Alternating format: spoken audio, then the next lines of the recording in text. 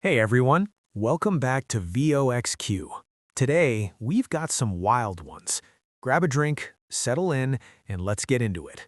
There's something about being away that makes people think they can do things they would never try if you were standing right there watching them.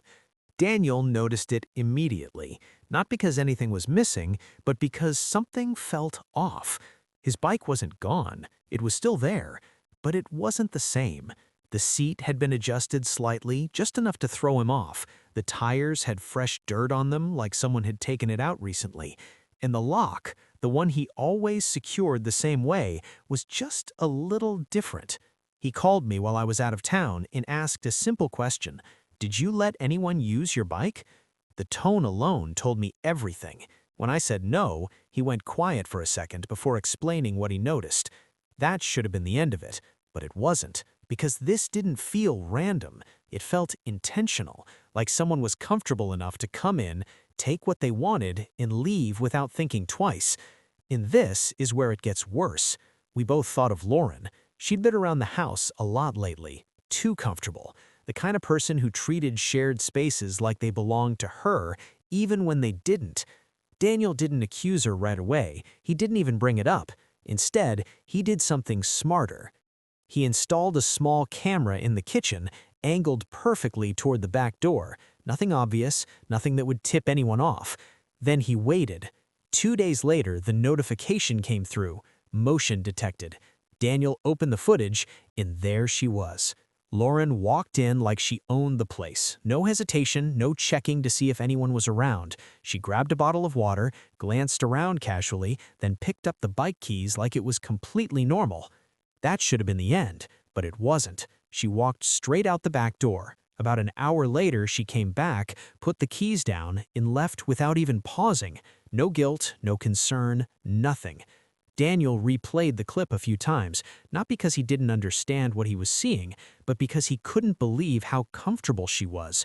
That's what stood out the most, not the act itself, but how easy it seemed for her. So he waited again. A couple of days later, Lauren came back over. Same energy, same confidence, like nothing had happened. Daniel kept it casual. He looked at her and asked, "You ride bikes?" She laughed immediately. "No, why would I?"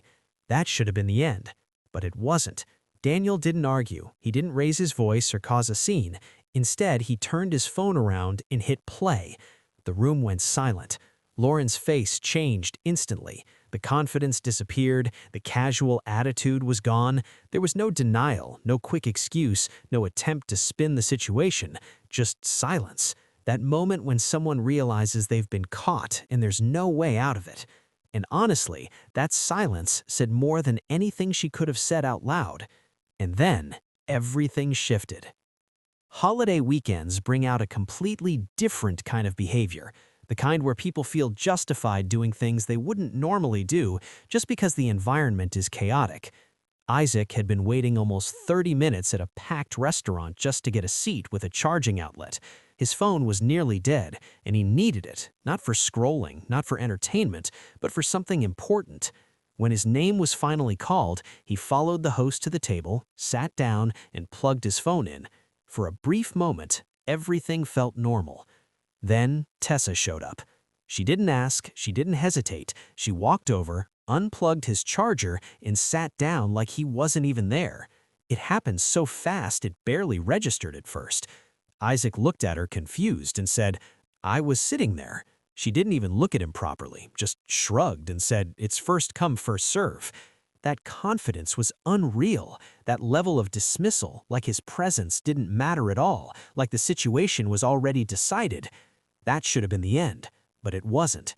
Isaac didn't argue, he didn't raise his voice or cause a scene. Instead, he stood up calmly and walked to the front.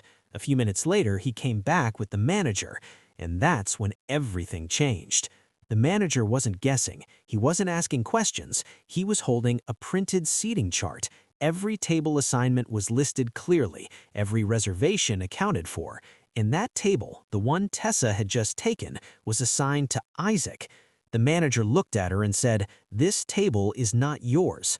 The entire area went quiet. People nearby started paying attention. Conversations slowed. You could feel the shift in the room. Tessa tried to laugh it off. She said, "Oh, I didn't know," like that would fix it.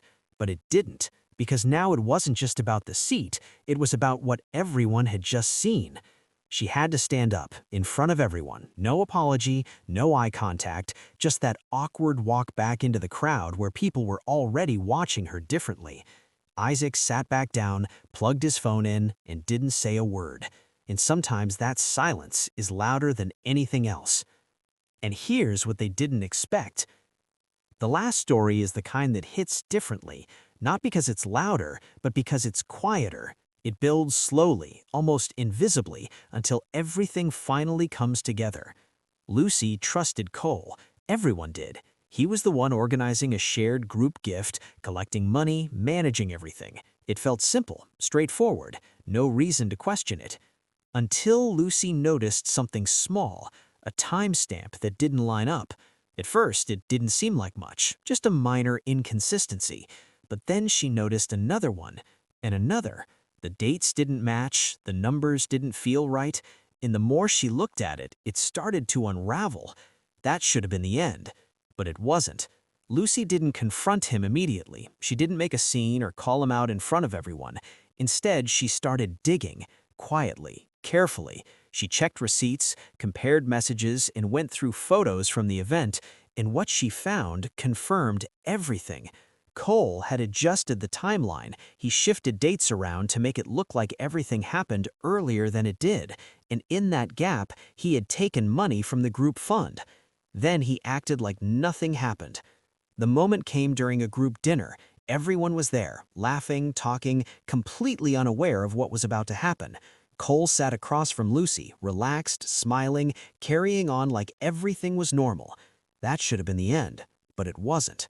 Lucy stood up. She didn't raise her voice, she didn't make a dramatic speech, she simply placed printed screenshots on the table. Photo timestamps, receipts, message logs, everything lined up perfectly. Then she looked at him and asked one question. "Do you want to explain this?" And just like that, the room went silent.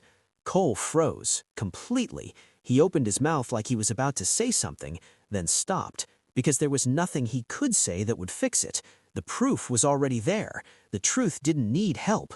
The energy in the room shifted instantly. People who had been laughing just seconds ago were now staring at him differently, not with confusion, but with understanding. Trust doesn't just disappear slowly in moments like that. It disappears at once. And Lucy didn't need to say anything else. She sat back down, calm, composed, because everything that needed to be said had already been shown. And this is the part that connects all of these stories. It's not just about what people do, it's about what they believe they can get away with. Lauren thought no one was paying attention. Tessa thought she could control the situation through confidence. Cole thought trust would cover his tracks, but all of them made the same mistake. They underestimated proof.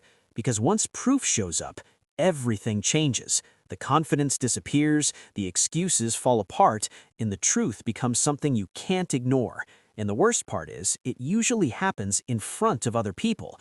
That's what makes it stick. That's what makes it real. That's what turns a private lie into a public moment that doesn't go away. So now I've got to ask you, which one hit the hardest? And more importantly, which one do you think they actually believed they'd get away with? Because honestly, that's where the real story is. And if you thought this one was wild, just wait until the next one.